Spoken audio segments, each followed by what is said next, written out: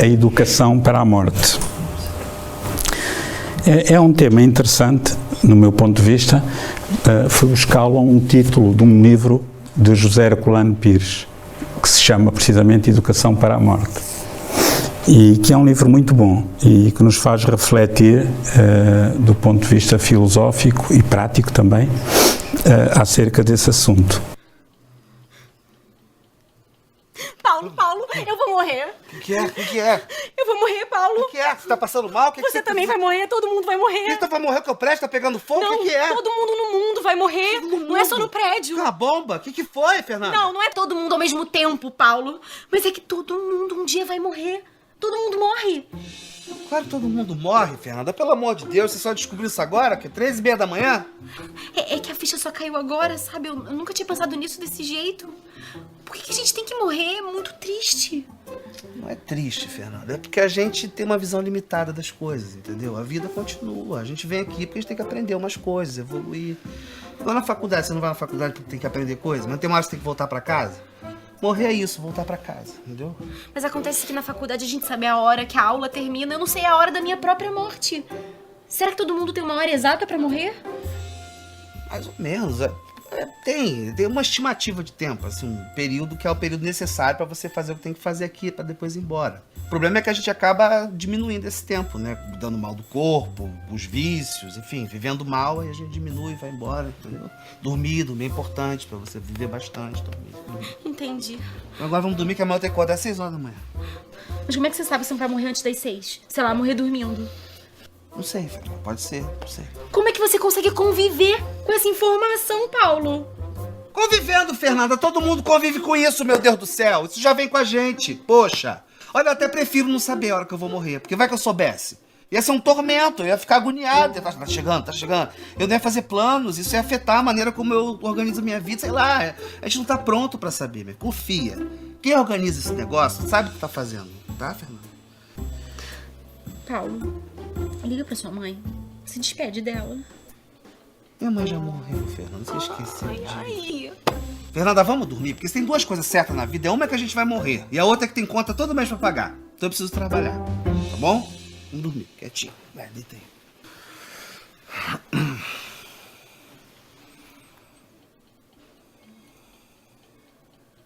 Paulo. O que é, meu Deus? Tava só conferindo. Tá tudo bem, né?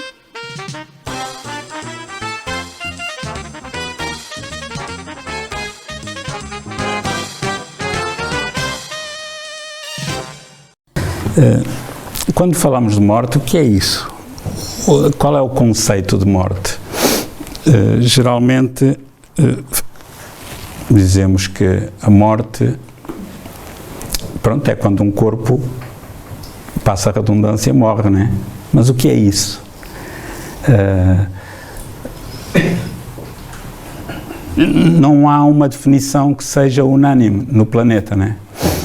Porque uns são espiritualistas, uns de uma maneira, outros de outra, outros são ateus, outros são agnósticos, e então há várias definições de morte.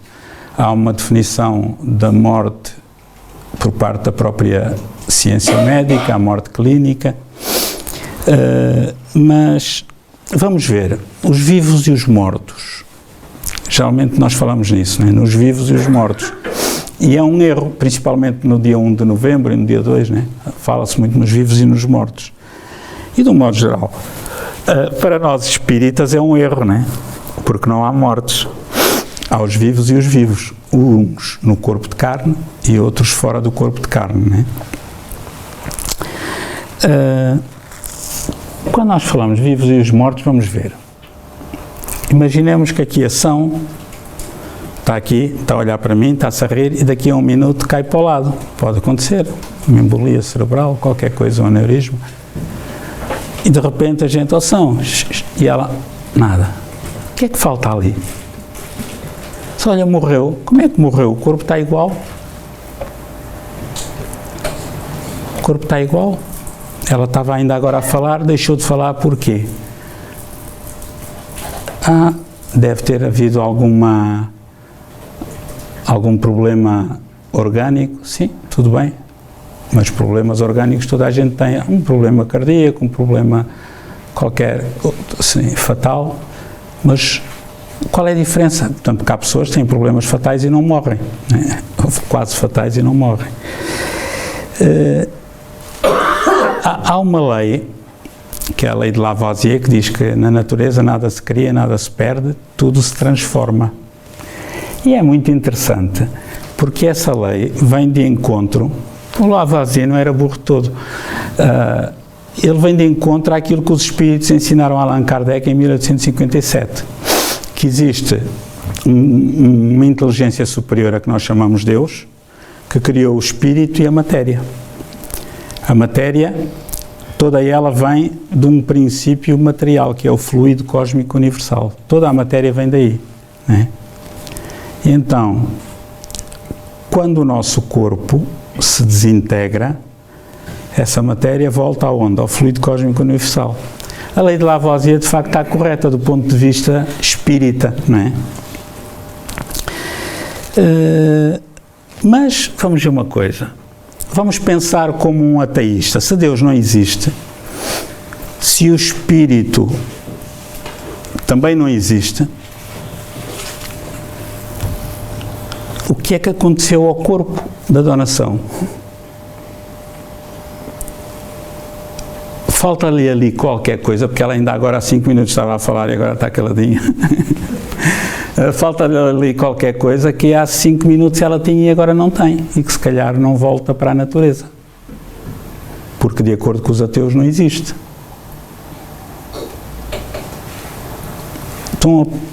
Estão a perceber a ideia, o raciocínio, não é? Este conceito de morte derroga essa lei, né, de Lavoisier. Tem de haver mais qualquer coisa, tem de haver uma outra explicação. Uma outra explicação para a extinção da vida. Porquê é que a vida corporal se extingue? Pronto, às vezes é porque a pessoa já está muito velhinha, os órgãos desgastaram, são como os carros, não é? Vão perdendo peças, já não há peças novas, etc. Pronto, tudo bem, aí entende-se, não é? Um desgaste natural do corpo. Mas porquê é que pessoas novas morrem, de repente? Onde é que está aquela vida que de repente estava ali, que num jovem que teve uma síncope cardíaca e deixou de falar? Porquê, né? E é muito interessante, quando falamos na extinção da vida, as pessoas têm o hábito de dizer assim, credo, não fales nisso. Às vezes, epá, não fales nisso, não vamos falar nisso. Vamos falar de coisas mais alegres. Como se falar da morte e da vida para além da morte fosse falar de coisas tristes. Mas é essa a nossa, lá pelo menos na casa da minha família, não aqui, mas lá no norte é assim. A morte é assunto tabu. Quando se começa a falar da morte, começa toda a gente a ficar com, menos eu, claro, começa toda a gente a ficar incomodada. Porque, vamos mudar de assunto, isso não é um assunto agradável. Porque nós fomos educados que a morte é uma coisa muito má, uma coisa terrível, não é? Esta postura das pessoas é uma postura de mecanismo de fuga. Só há duas coisas às quais nós não podemos fugir, é o nascer e o morrer. Todos nós sabemos que um dia vamos morrer, não é? Alguém se preocupou com isso hoje aqui? Será que eu vou morrer hoje? Não nos passa pela cabeça, não é? A minha sogra que vai primeiro, que é mais velha, por hipótese, não é? A gente pensa sempre assim, há uma espécie de lista de espera, uma faixa etária, só que a lista de espera lá do patrão é diferente. Às vezes vão os mais novos à frente dos mais velhos, dependendo das necessidades. Então, os mecanismos de fuga que nós temos é não pensar na morte. Não vou pensar nisso. O outro é ignorar. Nós inconscientemente ignoramos que vamos morrer, não queremos pensar nisso. Vivemos como se fôssemos viver para sempre. Todos nós, e por um lado é bom, vivemos no dia a dia como se fôssemos viver para sempre. Nós nem pensamos em morrer. Essa história da educação para a morte, que o José Herculano Pires fala no livro dele, temos ali 3 só, caso queiram, é uma coisa incómoda para quem não é espírita, mas para quem é espírita já não deve ser incómoda. Antes, pelo contrário, deve ser calmo e agradável. E depois este livro, Depois da Morte, que é para sabermos como é, né? Do Leon Denis, e há outros também, né? Nós, quando vivemos como se vivêssemos para sempre, vivemos como cegos espirituais. Eu tenho familiares que me dizem assim: eu não sei se há vida para além da morte, mas quando eu lá chegar logo vejo. Tudo bem, é uma resposta aparentemente lógica. Só que, se eu chegar lá e vir que afinal a vida continua, vou também chegar à conclusão: perdi tanto tempo lá na Terra com coisas que não tinham interesse, podia ter feito outras coisas para a minha evolução. E depois os bons espíritos vão dizer assim: ok, então vais voltar, vais reencarnar, vais para a lista de espera, então não sei quantos bilhões à tua frente, né? Se for assim. É mais ou menos, vamos fazer uma comparação assim grotesca. Imaginem, eu tenho a capacidade de ver, felizmente, tenho a visão, e imaginem que eu optava por, no meu dia-a-dia, fechar os olhos. É o meu direito. Tenho livre-arbítrio, é uma coisa parva, mas tenho esse direito. Fechar os olhos. Então tinham de me arranjar uma bengala, ou até punham uma venda, que é para não cansar tanto, aquelas que se põem nos aviões à noite, para dormir. À noite não, aquelas pretas ou de outra cor qualquer. E eu então andava pela mão de alguém. Fazia algum sentido isso? Eu querer ignorar as cores, querer ignorar uma realidade, né? Só por teimosia. E é isso que nós fazemos quando ignoramos as descobertas do mundo espiritual, não é? Muito bem. Então, porque é que nós não estamos educados para a morte? Aqui no Ocidente é fácil de responder a isso.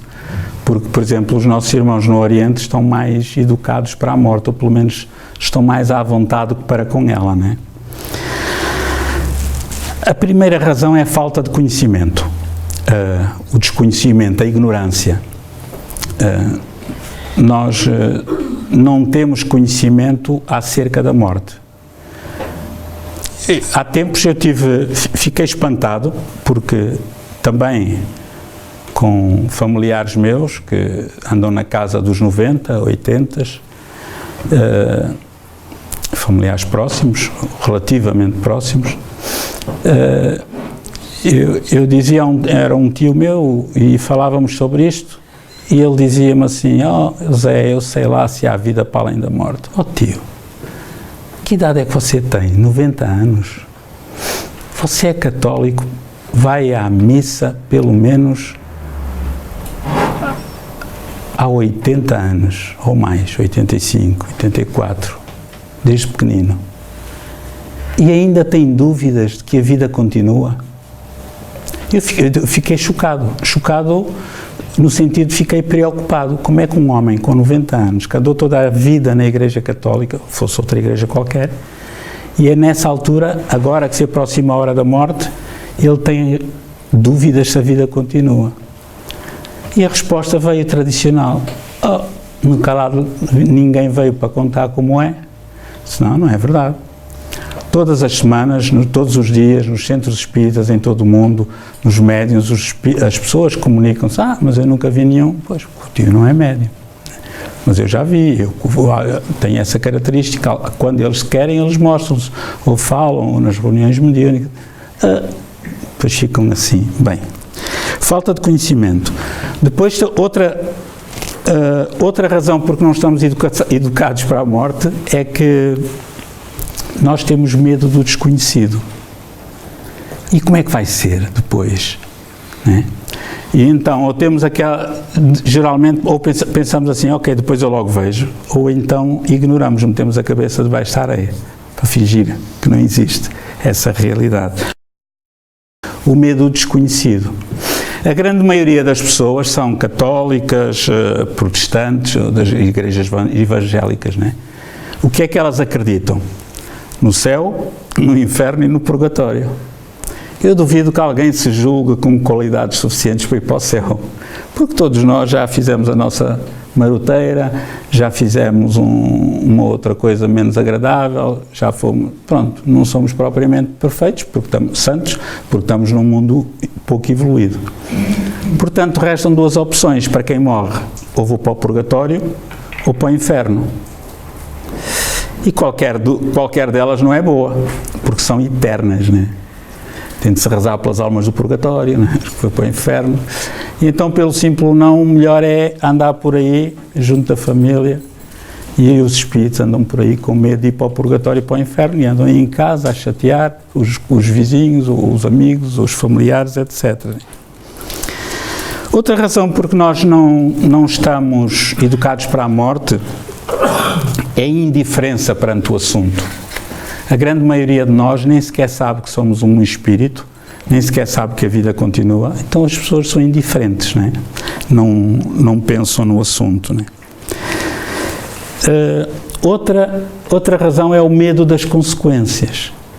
Epá, se eu roubei aquele meu vizinho naquele negócio e consegui roubar-lhe 3.000 euros no negócio do terreno, que valia muito mais, e me disse que valia menos, eu tenho a consciência pesada, se calhar, será que eu vou para o inferno, vou para o purgatório, não é? Que não existe, mas na mente deles existe, não é? E então isso leva a quê? A negar a morte, que é para não pensar nisso, afastar aquilo, não é?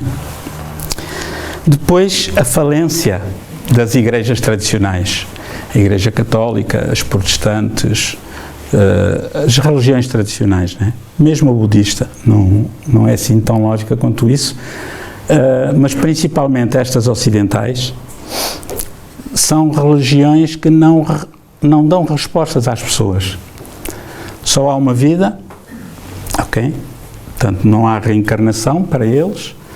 E pergunta-se ao senhor padre ou ao pastor: olha, porque é que o meu vizinho, que é mau como as cobras, do lado direito, e o outro que é do lado esquerdo, que é uma excelente pessoa, tem um cancro, e o outro do lado direito, que é mau, tem saúde de ferro. E o padre e o pastor dizem assim: é vontade de Deus. Eu não quero esse Deus para nada. Que esse é um Deus crápula. Que raio de Deus é este que dá doença a um e não dá saúde a outros, não é? Não faz sentido. E então, atualmente, principalmente com os jovens, com os adolescentes e com os adolescentes adultos, eles afastam-se das religiões tradicionais, afastam-se de Deus, tornam-se agnósticos ou ateístas, e com razão, se me dissessem isso, eu também não queria esse Deus para nada. Isso é um Deus mau, não é? Porquê é que o filho da Amélia morreu de acidente? Com o indivíduo trazia mais álcool do que sangue nas veias. E o filho ali da Catarina não. Porquê? Calhou. Então esse Deus não é omnipotente, porque não controla as coisas. Será que estamos à lei do acaso? Não existe Deus? Temos de pensar nestes pormenores, não é? Depois temos o culto, os rituais, o dízimo, pagar missas, pagar funerais. A gente até para ir ser enterrado tem de pagar por nós, não é?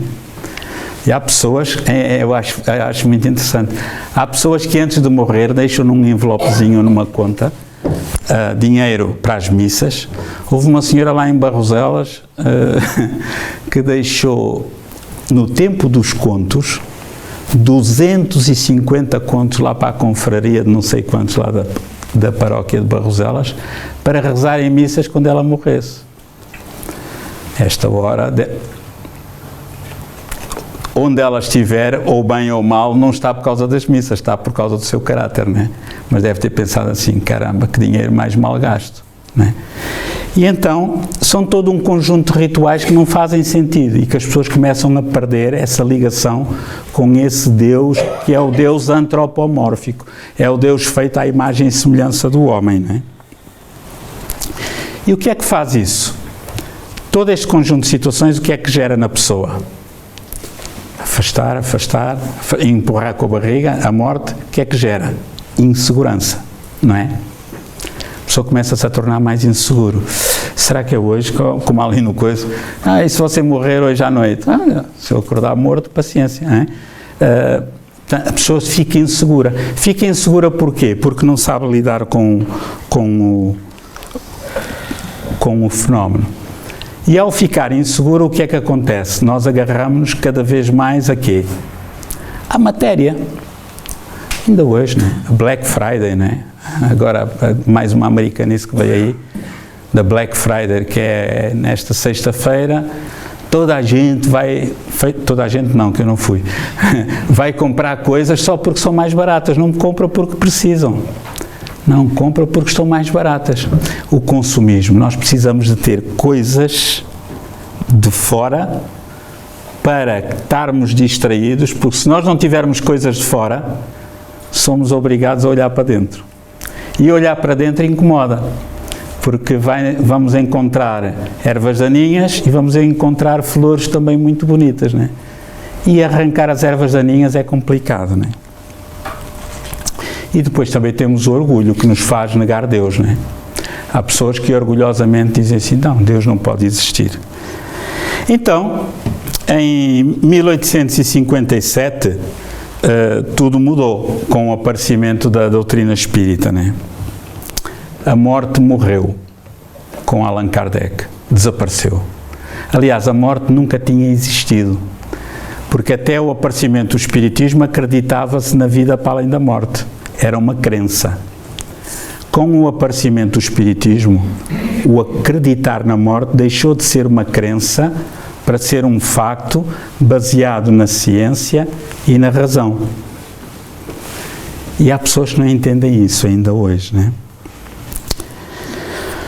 Com a descoberta do perispírito, ou do corpo espiritual, como lhe chamava São Paulo, ou o chamado São Paulo, não sei se era santo ou não, mas como lhe chamava Paulo, corpo espiritual, e Kardec chamou-lhe perispírito, com o espiritismo descobre-se o perispírito. E então o homem deixou de ser um amontoado de carne, que de repente estava a falar e calava-se para sempre, para passar a ser um ser triplo. Espírito, perispírito, ou corpo espiritual, e corpo físico, todos interligados. Quando o corpo físico se degrada, o espírito e o perispírito continuam juntinhos pela evolução fora. É como tirar uma roupa, né? Eu sou o José Lucas com esta camisola. Logo à noite, quando eu tirar esta roupa e vestir o pijama, continuo a ser José Lucas. Só mudo de aparência. Porquê? Porque mudaram as circunstâncias. Eu não vinha para aqui de pijama fazer a palestra, mas já é ilícito estar de pijama no meu quarto. E quando for no verão, vou de fato de banho para a praia. E ninguém leva a mal, mas se viesse de fato de banho para aqui, se calhar iam dizer o Lucas está totó, e então ia ser internado num manicômio, né? Então, amigos, os mortos estão tão vivos como nós. Sempre se comunicaram ao longo da história, né? E Allan Kardec apresenta ao mundo, metodicamente, né, com rigor científico, as provas da imortalidade. E elas são mais do que muitas. As manifestações dos espíritos, as manifestações cruzadas, em que havia um médium que recebia metade de uma mensagem e depois o espírito dizia, ao médium inconsciente, dizia, olha, agora desloque-se à rua tal, em Paris, no número tal, no segundo andar, está lá o resto da mensagem. E o Kardec lá ia, e os outros chegavam lá, batiam à porta, olha, você aqui tem algum médium? Tem sim, recebeu alguma mensagem? Recebi, juntavam as duas partes. Isso está registado, são factos.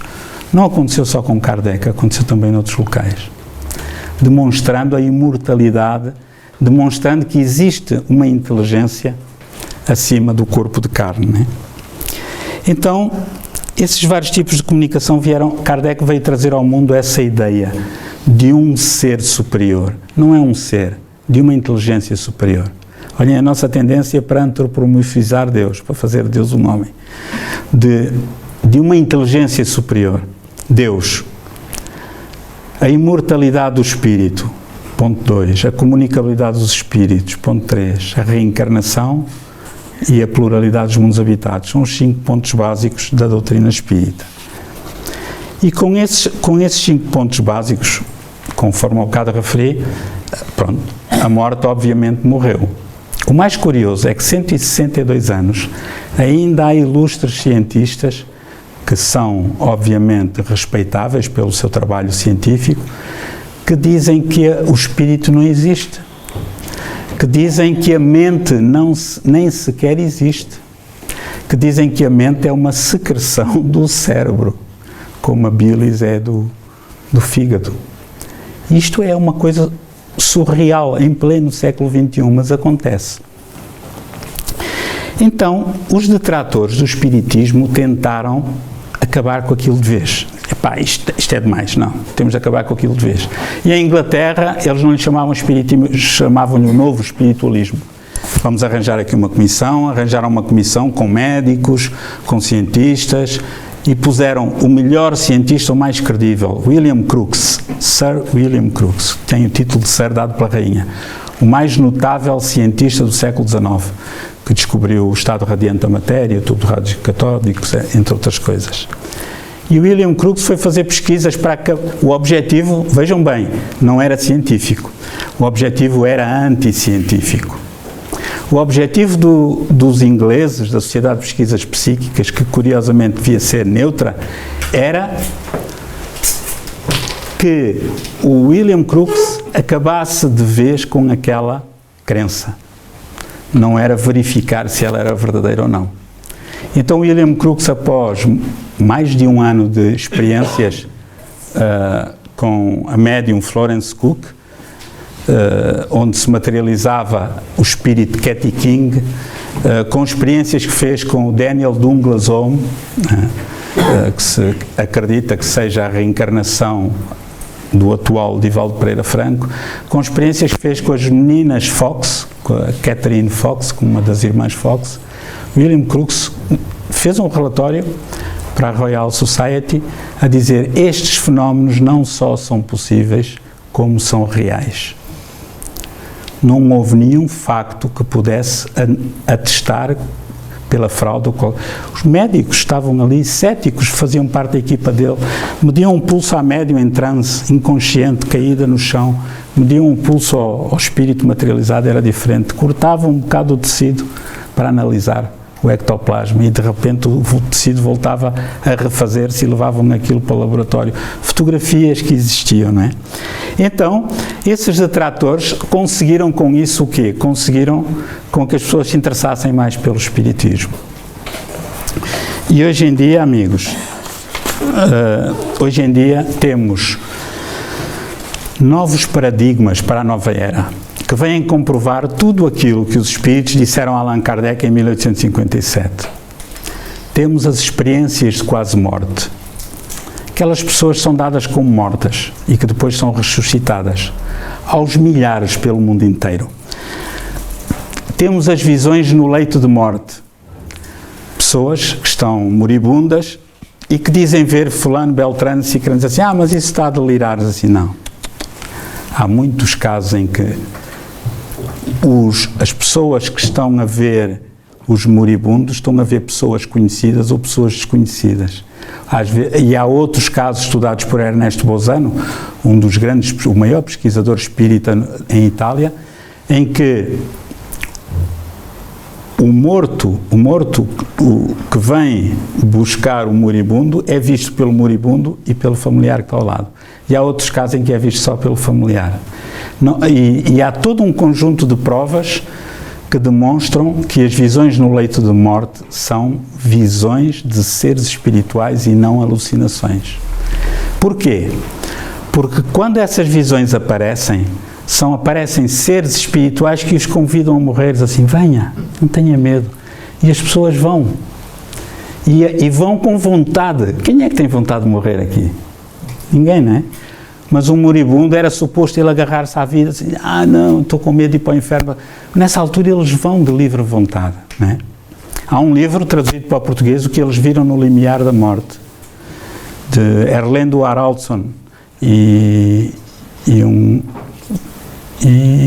Carlis Osis. São dois filósofos, um da Letónia e outro da Islândia, que está traduzido para o português, muito bom. Um estudo científico que eles fizeram comparando a população da Índia e a população da América, completamente diferentes em termos de crenças, né?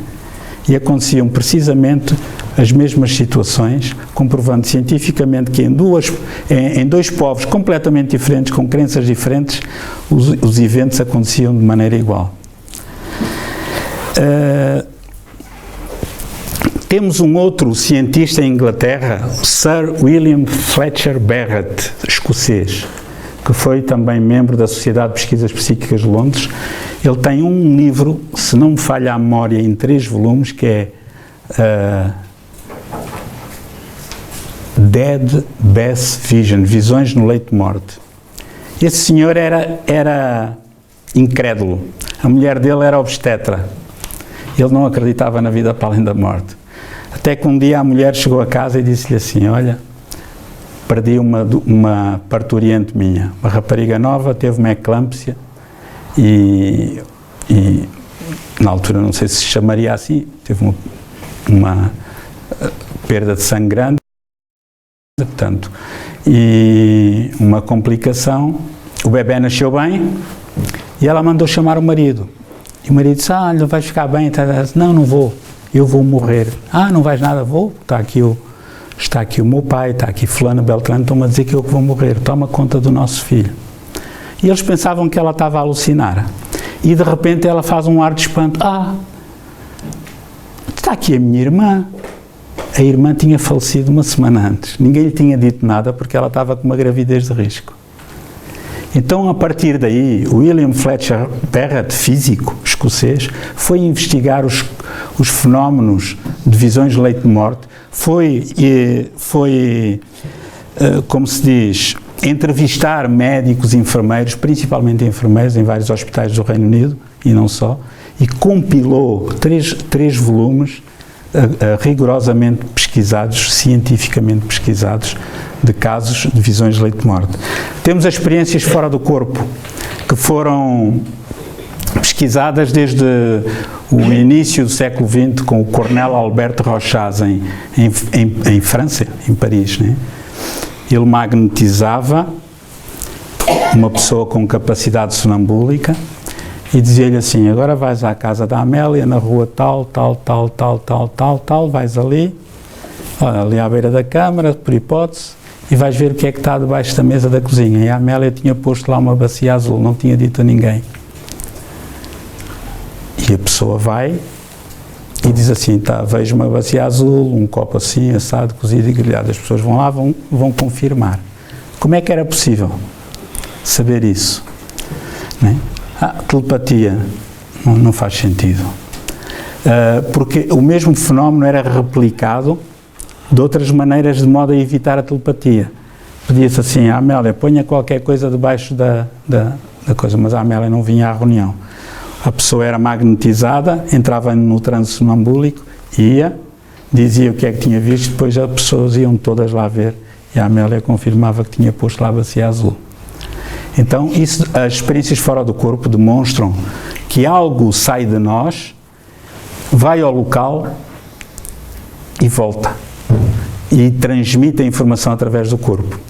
Os americanos tiveram um programa durante 20 anos, que se chamava Stargate, espionagem psíquica, que utilizava o que eles chamam de psíquicos, provavelmente eram médiuns, se calhar nem todos, em que eles estavam fechados num determinado local, hermeticamente fechados para não entrarem qualquer tipo de ondas eletromagnéticas, e foi no tempo da União Soviética. Às vezes eles precisavam de saber segredos da União Soviética, davam-lhes uma fotografiazinha de satélite e esses psíquicos concentravam-se e começavam a desenhar o que é que os russos estavam a fabricar. E há uma palestra interessante no nosso Facebook do Centro de Cultura Espírita sobre isso, se quiser vejam no YouTube. E então todo aquele grupo era treinado e era orientado por físicos nucleares. Um deles teve no Porto, na Casa do Médico, no simpósio Aquém Além do Cérebro, a apresentar precisamente as conclusões desse programa, que durou 20 anos, onde os Estados Unidos gastaram 20 milhões de euros. E esse senhor dizia que os espiões psíquicos tinham um grau de eficiência muito superior ao dos espiões encarnados, meter espiões nos locais do inimigo, não é? Era o Dr. Edwin May, um físico nuclear. Então, experiências quase-morte, visões de leito de morte, experiências fora do corpo, casos sugestivos de reencarnação. Temos 4. Crianças que se lembram de vidas passadas, meninos prodígio, regressão de memória e espíritos que se comunicam a dizer assim, eu vou reencarnar com aquele defeito, com esta característica, aquilo, aquilo outro, e depois aparecem. E temos também a transcomunicação instrumental, ou a comunicação dos espíritos através de aparelhos eletrónicos, e a transcomunicação mediúnica, a comunicação dos espíritos através de médiuns, não é? Muito bem, então, estes são os novos paradigmas para a nova era. Esta educação para a morte e estes paradigmas são irrefutáveis. Eu posso não concordar com eles, mas eu tenho de comprovar que isto é mentira. As provas atuais demonstram que elas são reais. Eu não posso dizer assim, eu não acredito nisso. Não, isto não é de acreditar, é de pesquisar. Eu não posso dizer sob a forma de... Não posso dizer sob a forma de passar por levianos, eu não acredito nas reações químicas. Mas elas existem. Mas eu não estou a ver aqui nenhuma. Mas temos de ir para o laboratório, ver uma reação química. Se eu precisar, mas eu nunca vi nenhum espírito, temos de ir para o laboratório, para o centro espírita. Estudar espiritismo, curso básico, estudo da mediunidade, frequentar a reunião mediúnica, ir aprendendo, não é? A educação para a morte implica o quê? Uma consciência do que é a vida. Se eu tiver uma consciência do que é a vida, porque numa coisa os nossos irmãos católicos têm razão, só há uma vida. Só que eles veem mal, eles dizem que só há uma vida corporal. Nós espíritas dizemos só há uma vida, desde que fomos criados até à imortalidade, até nunca mais acabar. Só que ao longo dessa vida nós temos milhões de reencarnações nos planetas primitivos, nos planetas como a Terra de expiação e provas, depois nos planetas de regeneração e por aí fora até chegarmos ao estado de espíritos puros, ok? Cada vida é como se fosse uma viagem de comboio entre duas estações, entre Caldas da Rainha e Bombarral. Saio no Bombarral, depois volto a entrar no comboio outra vez, passado um dia seguinte. Aquele espaço é o espaço entre duas vidas. No dia seguinte, entro no Bombarral, saio em Torres Vedras. E assim sucessivamente. Cada viagem é uma reencarnação. Cada tempo entre as duas viagens é o espaço que eu estou no mundo espiritual. Ok? Então, para eu ter consciência de que é a vida, o que é que eu preciso? Preciso de ler livros espíritas, preciso estudar livros espíritas, preciso de meditar nos assuntos. Não basta ler e estudar. Ler, estudar e meditar, pensar nisto. Que consequências é que isto traz para a minha vida? Torna-me mais calmo, mais sereno, mais confiante perante a morte, não é? É preciso incorporar essas ideias dentro de nós. Porque não adianta estar a ler livros espíritas, resmas deles. Não adianta estudar espiritismo, não adianta vir ao centro espírita e no dia em que o meu familiar morrer, eu começar aos gritos. Ai, que Deus é injusto, etc. Então onde é que está o meu espiritismo? Epá, mas não vais ficar com pena. Se calhar vou, né? Mas só não sente quem não ama, não é? Mas o espírita tem a consciência da vida. Já foi educado para a morte, sabe que a vida continua, vê aquilo como um facto natural. Sabe que durante uns anos vai estar sem poder ver fisicamente a pessoa, mas que pelo telefone da mente pode contactar com ela. E que durante o sono os benfeitores espirituais levam-nos até lá, onde, o local, a cidade, onde ele estiver, e vamos visitá-los e eles vêm-nos visitar a nós, não é? Então é preciso entender a beleza da morte. Mas atenção, a beleza da morte natural, não é da morte provocada. A morte provocada, o suicídio, não tem nada de belo. Antes, pelo contrário, é terrível. Os espíritos dizem que não têm palavras para descrever o sofrimento dos suicidas no mundo espiritual. Então, entender a beleza da morte, o porquê da mesma e a vantagem de morrer bem. Porquê que a gente... No outro dia fui visitar um familiar que está para desencarnar e já com bastante idade, e eu olhava assim, algum sofrimento, de facto. Mas pensava assim, caramba, porquê é que nós temos de sofrer?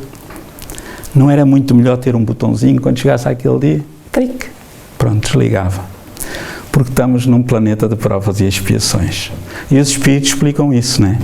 Muitas vezes aqueles últimos momentos em que nós pensamos que o moribundo não está ali a fazer nada, só está a sofrer e a gastar dinheiro aos filhos num lar ou num hospital ou ao Estado ou qualquer coisa, são os momentos mais importantes para o espírito. É aquela pessoa que às vezes foi bruta, foi brutal com os outros, foi prepotente, e naqueles momentos em que está dependente de tudo e de todos, só uma coisa funciona, a mente. É o tempo, a oportunidade que a pessoa tem de se arrepender, de mudar a vibração, de captar as intuições dos bons espíritos, do seu próprio guia, e de sinceramente arrepender-se. Isso vai mudar a sua vibração, vai permitir que ele possa ser recolhido no mundo espiritual ao desencarnar. É um grande bem para a pessoa esse tipo de sofrimento, não é? Então, com estes conceitos bem estruturados no íntimo, bem mastigados, nós mastigarmos bem a doutrina espírita, né? Cada contingência espiritual é melhor entendida. Nós vamos entender melhor isso. Vamos entender porque é que um morreu primeiro do que o outro, porque é que um é assim, o outro é assado. Às vezes pergunta-se assim, mas porquê é que as pessoas más vivem mais tempo do que as pessoas boas? Porque Deus é sábio. Porque as pessoas boas já fizeram a sua evolução, podem voltar para casa mais rápido. As pessoas más precisam de ficar cá mais tempo, no planeta de provas e expiações, onde o sofrimento faz parte da sua natureza. É como o aluno que estudou fica dispensado de exame, vai mais cedo de férias. O aluno que não estudou fica mais tempo na escola e ainda vai ter de fazer exame. Só que nós vemos a coisa ao contrário. Temos um egoísmo, um amor-posse, queremos que o nosso pai, a nossa mãe, o nosso filho, a nossa mulher, o nosso marido, esteja ali ao nosso lado, nem que seja a cair aos bocadinhos. Mas estar ali, é um sentimento de posse, um amor de posse que é doentio, não é? Então, isto é visto um ponto, essas contingências espirituais e também as contingências do dia-a-dia são vistas de um ponto de vista holístico, integral, não é? Universal. E a gente vê isso com serenidade, com aceitação, né? Na certeza da imortalidade.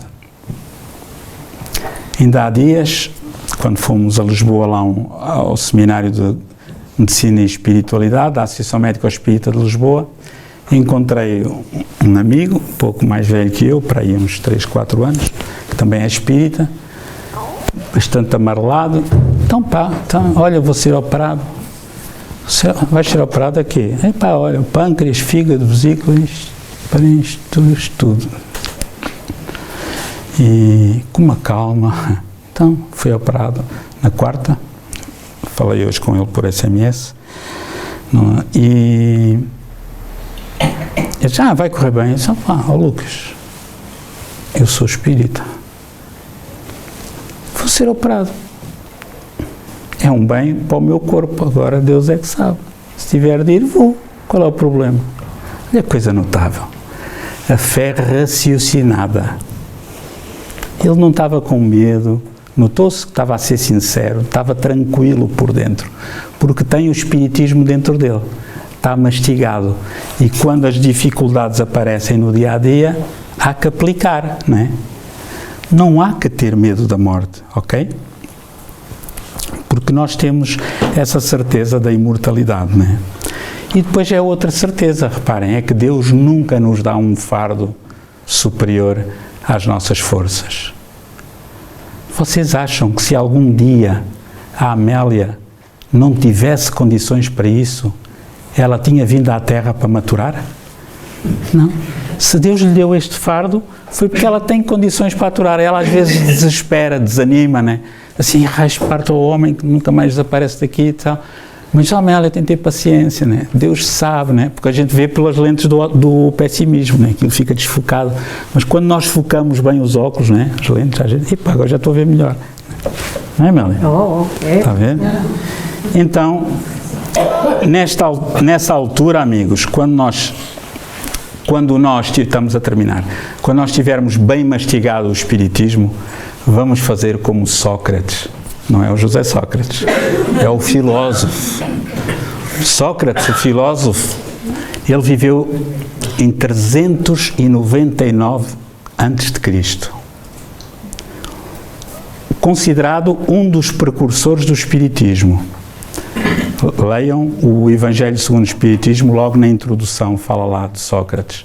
Sócrates nunca escreveu nada. Quem escreveu foram os seus discípulos, um deles, Platão. Platão escrevia os ensinamentos que tinha recebido de Sócrates. Um deles era que viver é recordar. Platão falava-nos das ideias inatas. Tem tudo a ver com o Espiritismo. Platão conta que o Sócrates via o seu daimon, o seu demónio. Demónio não significava diabo antigamente. Demónio significava espírito, fosse ele bom ou mau. Depois os homens é que alteraram e passaram a chamar demónio ou um espírito mau inventado para que as pessoas tivessem medo dele e tivessem medo de Deus, e assim a igreja ia ganhando umas terras, uns dinheirinhos. Estou a falar isto contra mim, porque eu também já fui padre, né? Já devo ter feito essas coisas. E então o Sócrates via o seu daimon e ele discutia com ele filosofia. E conta o Platão que ele muitas vezes não concordava com o seu daimon e dizia assim: tu estás enganado. E esse homem notável foi condenado à morte por um júri de cerca de 501 pessoas, se não me falha a memória, porque ele estava a corromper a juventude. Não era nada, era porque os outros tinham inveja dele. E então queriam correr com ele de Atenas para fora. E eles disseram assim: ou tu vais-te embora de Atenas de uma vez para fora, porque ele era incómodo, ou matamos-te. Assim, não, posso morrer. E então ele foi condenado à morte. Só que havia lá uma lei social em que numa determinada festa não se podiam executar as pessoas, e ele teve preso 30 dias na cadeia, à espera que passasse essa fase, essa época festiva, para depois poder ser executado. Durante esses 30 dias ele foi visitado pelos amigos. Os amigos planearam uma fuga. Ele tinha 2 filhos. Planearam uma fuga. Disse: pá, tu tens de fugir, tomar conta dos teus filhos, vai-te embora. Eu disse: não vou fazer isso, porque isso é contra a lei. Havia uma lei local da cidade de Atenas que dizia que era proibido fugir da cadeia. Isso é contra a lei, eu não vou fazer isso. Mas nós vamos te ajudar, tu vais te salvar. Não, estão enganados. Mas eles condenaram-te à morte. Olhem a resposta do Sócrates. Então, e eles não estão condenados à morte também? Os juízes? E os amigos: mas é uma sentença injusta a que te deram. E a resposta do Sócrates: então, mas qual é o vosso problema? Vocês queriam que fosse justa? Bem, é uma serenidade desconcertante. E quando o momento da morte em que ele bebe a cicuta, o veneno, e que depois se deita, de acordo com as instruções do carrasco, de costas, para que ele circule de baixo para cima, vai perdendo a sensibilidade, ele ainda tem a lucidez de dizer a um dos seus discípulos: olha, fiquei a dever um galo a fulano, não te esqueças de lhe dar um galo em meu nome, porque eu não queria ir com esta dívida no coisa. E então, esta serenidade de Sócrates era fruto de quê? Do tema da nossa palestra de hoje. De uma pessoa educada para a morte, não é? Vou terminar com um texto do poeta Alegre, neste livro Histórias que os Espíritos Contaram, no volume 2, da página 22, que se chama Medo da Morte. Então, o poeta Alegre com A minúsculo, que é um pseudónimo do José Craveirinha, diz assim: ó morte desventurada, por que me buscas avidamente para que atravesse essa estrada? És incompreendida, bem sei, ninguém te quer, ninguém faz de ti lei, mas da lei é que quem nasce morra, seja deitado ou em pé. Temos a ilusão da vida perpetuar, como se o corpo eternamente pudesse durar. Não vemos, morte, que tu nos dás sorte, pois partimos com um novo norte. Ah, mas e os desvalidos, os criminosos, os malvados e os sofridos? Também esses beneficiarão com a desencarnação, pois no novo mundo terão oportunidade de retificação. E um dia, amargurados ou não, ao Senhor da vida pedirão a bênção de nova reencarnação. Ó homem, tolo homem, tu que vais à Lua, a Marte, não questionas na vida também a outra parte? Não vês que és ser espiritual e que a bem ou a mal és um ser imortal? Muda de filosofia, vê que amanhã é outro dia, novo horizonte ali se profia. Não chores a morte, contenta-te com tal sorte, pois Deus, o Pai bondoso, sabe que todos nós um dia atingiremos o seu reino glorioso. Morte não é tristeza, é portal para a vida. Que sirvas sempre à tua mesa ânimo, alegria, que transforma a existência em mais harmonia. E quando a morte vier, para ti ou tua mulher, recebe-a de braços abertos, sorri e diz: finalmente morri. As portas do céu se abrirão, os anjos hossanas cantarão e os amigos te dirão: venceste, vem, meu irmão. Eu achei isto tão bonito, não é? E que nós possamos morrer assim, desta maneira, ou que o nosso corpo possa morrer assim, desta maneira, um dia. Muito obrigado pela atenção e pela paciência com que me ouviram.